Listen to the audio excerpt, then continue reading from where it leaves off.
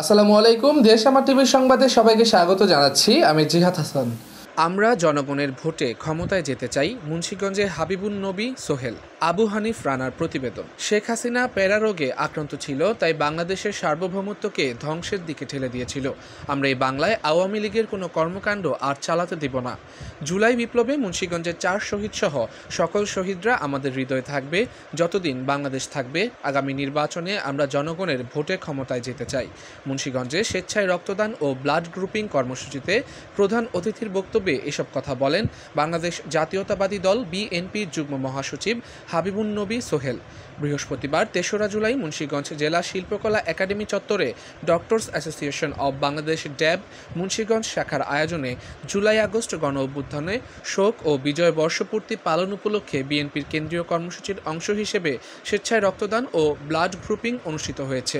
উক্ত অনুষ্ঠানে মুন্সিগঞ্জ জেলা বিএনপির সদস্য সচিব মোহাম্মদ মহিউদ্দিন আহমেদ এর সভাপতিত্বে প্রধান অতিথি হিসেবে উপস্থিত ছিলেন বাংলাদেশ জাতীয়তাবাদী দল বিএনপির যুগ্ম মহাসচিব হাবিবুন নবী সোহেল। উদ্বোধক হিসেবে উপস্থিত ছিলেন জাতীয়তাবাদী দল বিএনপির স্বাস্থ্য বিষয়ক সহ সম্পাদক ও পিজি হাসপাতালের রেজিস্ট্রার অধ্যাপক ডাক্তার মোহাম্মদ নজরুল ইসলাম।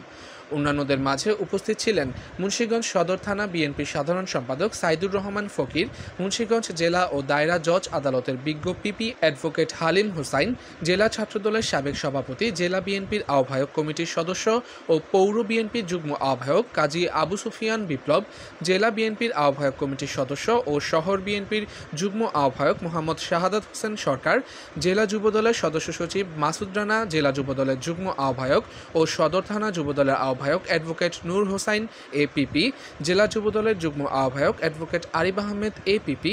আলোচনা সভা শেষে প্রধান অতিথিসহ অতিথিবৃন্দ রক্তদান কর্মসূচির উদ্বোধন ও বৃক্ষরোপণ করেন।